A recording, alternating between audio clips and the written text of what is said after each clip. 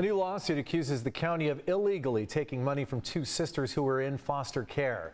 Good evening and thank you for joining us. I'm Carlo Cicchetto. I'm Marcella Lee. The county doesn't deny taking the money, adding it believes everything it did was legal under state law. CBS 8's Steve Price takes a closer look at the lawsuit and explains why the girls and their adoptive parents believe this case could help hundreds of children in a similar situation. This is a new lawsuit filed against the County of San Diego. The plaintiffs, two sisters, ages 11 and 13. Their attorney says the county illegally took their money while they were in the foster system. Money they were getting from the federal government because their dad died. I can't think of any greater harm that a city or a county or the state can do than to embezzle money from foster children. Attorney Robert Felmuth is a professor at USD and founder of the Children's Advocacy Institute, which works to improve the lives of kids in the foster care system.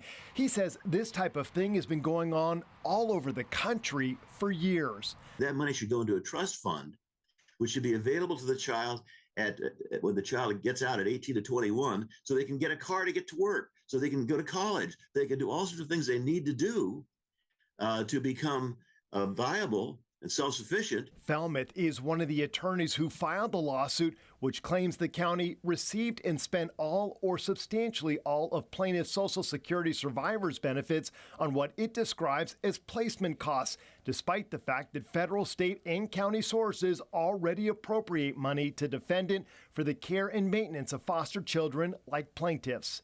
They take the money and then they embezzle it.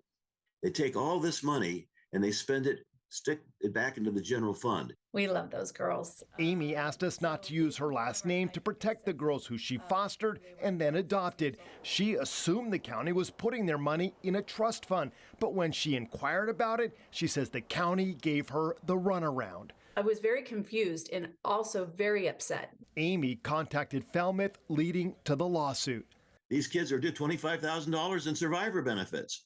And one's 11, one's 13, and they're getting nothing. A county spokesperson sent CBS 8 a statement saying they ended their policy of taking Social Security money from children in the foster system in March of 2022, adding, currently, if the county is the payee to the survivors' benefits, the county maintains a reserve account for the youth until the youth reaches 18 years of age, exits foster care, or there is a new representative payee. At that point, the benefits will be returned to Social Security, who will then send payments to the current representative payee and/or youth. But Amy hasn't seen any accounts from the county that show money for her girls. And now she's supporting a fight in Sacramento to change state law.